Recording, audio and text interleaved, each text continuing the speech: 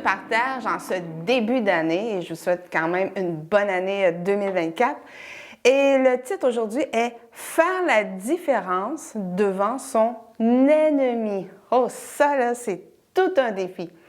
Et pour commencer, on va lire dans Luc, chapitre 22, versets 47 à 51. Et ici, c'est Jésus qui parle et c'est au sujet lorsque Jésus a été arrêté pour être crucifié. Ça dit, Jésus n'avait pas fini de parler quand toute une troupe surgit. À sa tête marchait le nommé Judas, l'un des 12. Il s'approcha de Jésus pour l'embrasser. Mais Jésus lui dit, Judas, c'est par un baiser que tu me trahis, que tu trahis le Fils de l'homme. En voyant ce qui allait se passer, les compagnons de Jésus lui demandèrent, « Maître, devons-nous frapper avec nos épées? » Et immédiatement, l'un d'eux frappa le serviteur du grand prêtre et lui emporta l'oreille droite. Mais Jésus les retint en disant, « Laissez faire même ceci. » Puis il toucha l'oreille du blessé et le guérit. Toute une réaction de Jésus. Et en début d'année, souvent, on aime se lancer des défis. Et moi, je vais te lancer un défi cette année, au travers de ce partage, de faire la différence devant ton ennemi. Et ça, c'est pas facile. C'est pas toujours facile. Et on est appelé à être différent, ce qui nous différencie du monde. C'est ce qui nous différencie du monde. Parce que les gens, c'est œil pour œil, dent pour dent. Mais nous, on est appelés, au contraire, à aimer nos ennemis et à leur faire du bien. Et je crois que l'une des façons les plus difficiles de faire la différence, c'est devant un ennemi, devant quelqu'un qui nous fait du mal, qui ne nous aime pas. Et c'est facile à l'Église d'avoir le sourire et d'être de bonne humeur, mais quand tu arrives devant un ennemi, c'est une coche de plus. C'est beaucoup plus difficile. Et Jésus ici vient de faire un geste incroyable. Un des disciples a voulu le défendre et il a coupé l'oreille à quelqu'un. Et Jésus a dit, non, non, non, non, faites pas de mal, faites pas ça. Et Jésus l'a guéri. Il a pris l'oreille et il l'a guéri. Ces gens venaient pour arrêter Jésus et Jésus savait très bien ce qui l'attendait. Mais malgré cela, il a réagi avec amour. Jésus ici vient de prêcher un sermon avec une action. Il a rendu le bien pour le mal. Et Jésus nous appelle à faire la même chose devant nos ennemis. Et on va lire un autre passage dans 1 Pierre, chapitre 3, verset 9, qui nous dit « Ne rendez pas le mal par le mal. » C'est pas facile, hein? Quand quelqu'un te fait du mal, il y a une réaction instantanée qui a envie de remettre le mal. Mais Jésus dit, ne rendez pas le mal pour le mal, ni l'injure pour l'injure. Tu sais, quand quelqu'un t'envoie promener et dit des gros mots comme ça, là, hein? Pas facile. Mais Jésus dit de ne pas rendre l'injure par l'injure. Mais il dit, au contraire, répondez par la bénédiction. Car c'est à cela que vous avez été appelés afin de recevoir vous-même, quoi? La bénédiction. Cette fameuse phrase qu'on entend toujours, que si tu craches en l'air, ça va te retomber dessus. Si tu craches la malédiction ou les injures, ça va te retomber dessus. Si tu craches la bénédiction, ça va te retomber dessus. Ici, ça dit « afin de recevoir vous-même la bénédiction ». Donnez la bénédiction pour la recevoir. Ça veut dire que si tu donnes la malédiction, c'est ce que tu vas recevoir en retour. Alors, attention à ce qu'on dit, ce qu'on fait. Faire la différence, c'est être différent des autres. Tu peux être remarqué par des exploits que tu peux faire. Tu peux être remarqué aussi par tes paroles, ta façon de te comporter et aussi ta façon de réagir. Tu sais, nos réactions, c'est un peu instantané, hein? Mais je crois que nos réactions sortent de notre intérieur. Si notre cœur est changé, notre cœur est transformé. Et souvent, on dit, quand on prêche Jésus, puis qu'on parle de Jésus à des non-croyants, eh bien, on leur dit, si tu savais, Jésus a changé ma vie. Mais laisse-moi te dire qu'il va t'examiner, il va écouter ce que tu dis, il va regarder, il va écouter ce qui sort de ta bouche, il va regarder tes réactions, il va regarder comment tu te comportes. Fais attention. Est-ce que vraiment Jésus a changé ta vie? Est-ce que vraiment Jésus a fait une différence dans ta vie? Les gens vont regarder ce qui sort de ta bouche. Dans Matthieu chapitre 5, verset 44, ça nous dit « Mais moi je vous dis, aimez vos ennemis. Bénissez ceux qui vous maudissent. Faites du bien à ceux qui vous haïssent et priez pour ceux qui vous maltraitent et qui vous persécutent. » C'est un grand défi, mais en même temps, c'est un beau défi pour un chrétien. On va lire aussi dans Actes chapitre 7, verset 60, et ici c'est Étienne lorsqu'il a été lapidé. Et lapidé veut dire tout simplement qu'il a été tué à coups de pierre. Et je pense pas que tu meurs à la première pierre. Hein? Tu as le temps d'en avoir beaucoup de pierres. Tu as le temps d'être blessé beaucoup avant de mourir. Ici, ça dit qu'Étienne, puis il tombait à genoux et de toutes ses forces, il a pris une pierre puis il leur a lancé une pierre. Non, c'est pas ce que ça dit. Ça dit de toutes ses forces, il lança un dernier cri. « Seigneur, ne leur demande pas compte de ce péché. » Après avoir dit ces mots, il expira. C'est l'exemple parfait de Jésus, ce que Jésus a fait à la croix. Jésus à la croix a dit « Père, pardonne-leur, car ils ne savent ce qu'ils font. » Après avoir eu une barbe arrachée, après avoir eu des fouets, il a été crucifié, la couronne d'épines sur la tête.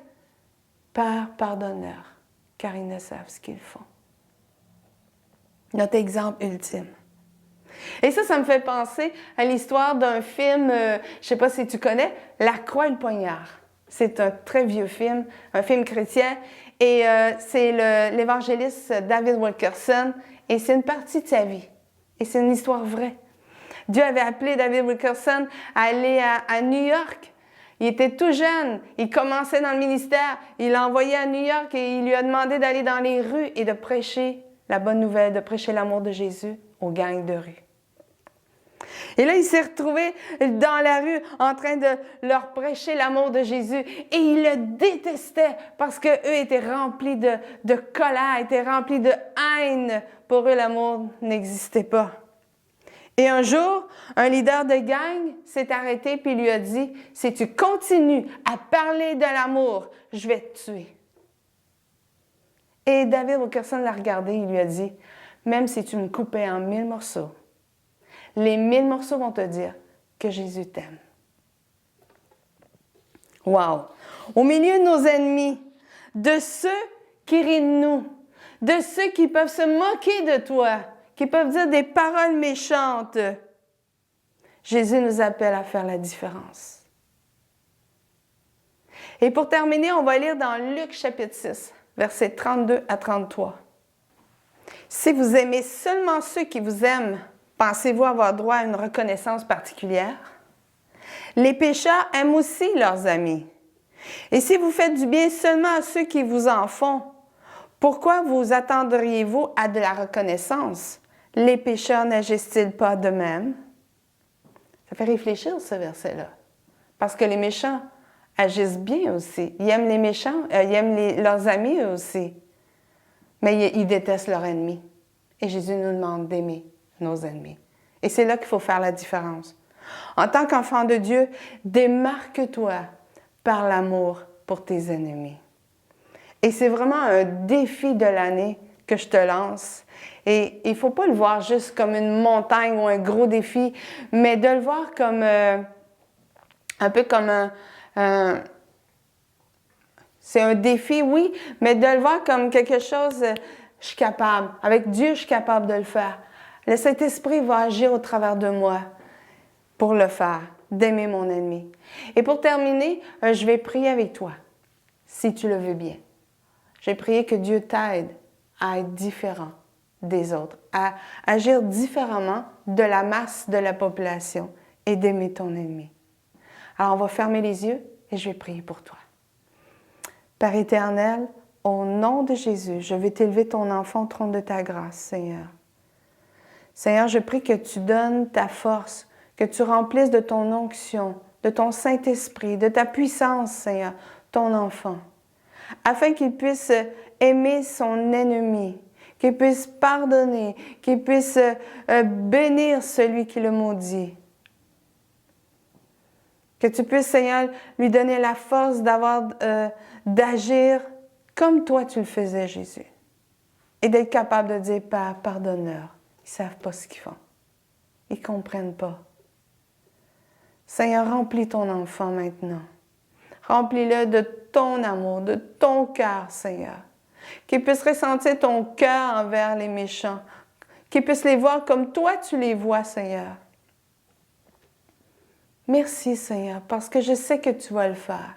Seigneur, c'est un grand défi pour nous, Seigneur, parce que notre nature veut se venger souvent. Notre nature ne veut pas aimer, veut s'éloigner des gens qui sont méchants. Mais Seigneur, aide-nous. Aide ton enfant, Seigneur, maintenant. Donne-lui plein d'amour, plein de patience, de compassion. Alléluia.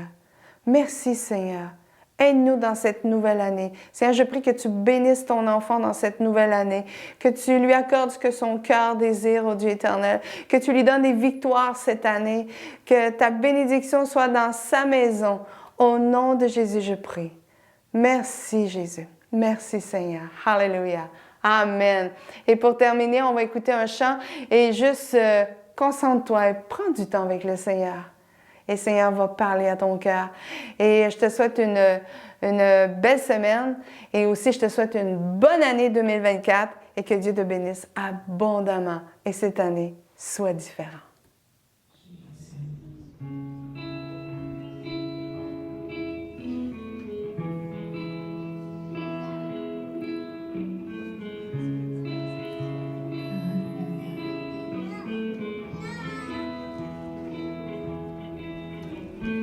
Tu as tout donné pour moi. Pourtant tous mes péchés à la croix. Ta grâce a dissous ma honte. Dans l'océan de ton amour sans fin. De tout mon cœur, j'offre tout, Seigneur. Trouvé en Christ, je vis en ton amour à jamais. De tout mon être, par ta grâce, je viens la plus belle histoire.